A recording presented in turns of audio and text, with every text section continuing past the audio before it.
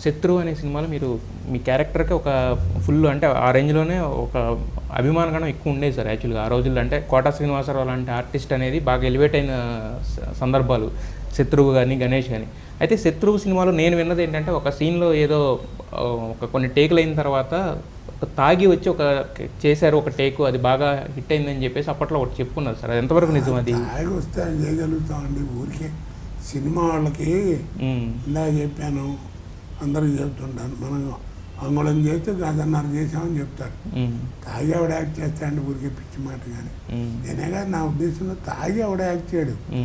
ఎక్కువ తాగొచ్చు, అది వేరు సంగతి తాగినప్పుడు. తాగి ఎవడ యాక్ట్ చేయడే అంటే. కాకపోతే అది నాకు వంట పట్టడానికి కొంచెం ఎక్కువ టేకులు తీసుకున్నాను. ఎందుకంటే కోట రామకృష్ణ గారు ఆయనకున్న పర్సనాలిటీకి దానికి ఆయన చేస్తుంటే మనకు బాగా నవ్వు వచ్చేది.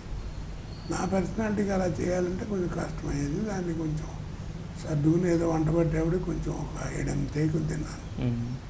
అయితే మీరు రావాలనుకున్న ఇండస్ట్రీకి రాలేదు. బట్ కాకపోతే ఏంటంటే వచ్చిన తర్వాత మీరు చేసిన పాత్రలన్నీ కూడా నెక్స్ట్ లెవెల్లో ఉండే పాత్రలే చేశారు కదా సార్. నటన పరంగా మీకు ఇన్స్పిరేషన్ అంటే ఎవరు చెప్తారు?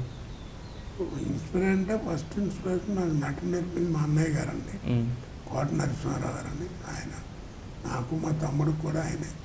తర్వాత భావనాచారి, దేశరాధానమంత్రి గారు, వీళ్ళంతా. మీ నట ప్రతిభకి నవనందులు కొలువుదీరిని 9 నంది అవార్డులు మీరు సొంతం చేసుకున్నారు.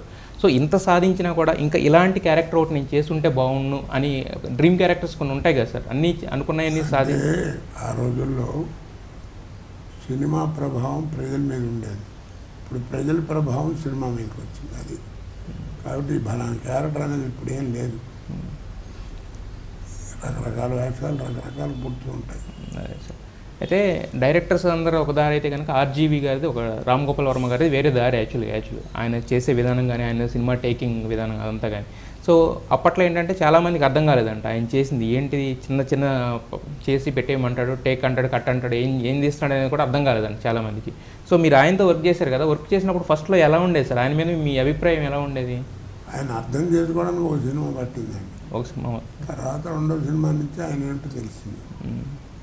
నాకు తెలిసినంత వరకు ఆయన ఇండియాలో ఉన్న బెస్ట్ డైరెక్టర్లో one of the best director Ram Gopal